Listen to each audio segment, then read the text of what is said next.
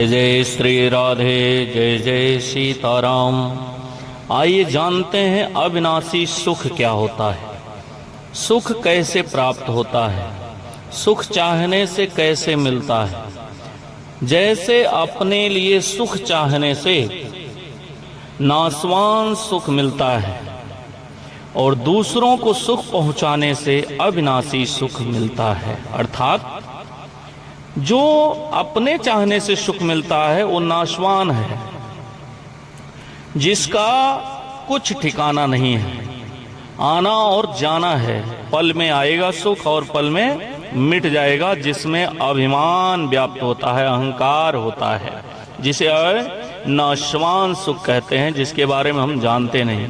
लेकिन जो दूसरों के द्वारा सुख प्राप्त होता है वो अविनाशी होता है, वो कभी मिटता नहीं है, कभी हमसे दूर नहीं जाता है, कभी उस सुख में अभिमान अहंकार नहीं आता है।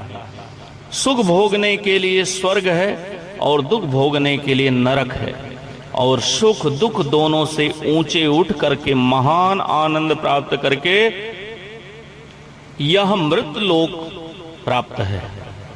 संसार के संबंध विच्छेद से जो सुख मिलता है वह संसार के संबंध से कभी नहीं मिल सकता है और मिल ही नहीं सकता है। जब तक नाशवान का सुख लेते रहेंगे, यह संसार रूपी सुख लेते रहेंगे, विषय भोगों का सुख लेते रहेंगे, तब तक अविनाशी सुख की प्राप्ति नहीं होगी। दो ही आनंद हैं, एक विषयानंद, एक ब्रह्मानंद। विषयानंद हमको संसार की तरफ ले जाता है और ब्रह्मानंद हमें संसार से मुक्त करने का कार्य करता है।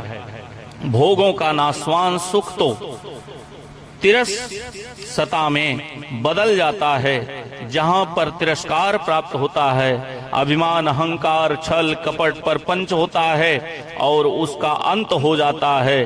पर परमात्मा का अविनाशी सुख सदा सरस रहता है, सहज रहता है, सरल रहता है, और जो आपके मान को बढ़ाने वाला होता है, स्वाभिमान को बढ़ाने वाला होता है, और आपके संस्कार से वो बढ़ता ही रहता है, कभी नष्ट नहीं होता है। और कहते हैं यह अविनाशी सुख प्राप्त करने के लिए हमें हरि के शरण में जाना पड़ता है, संतों की शरण लेना पड़ता है, सत्संग का सहारा लेना पड़ता है, भजन कीर्तन आदि नाम संकीर्तन करना पड़ता है।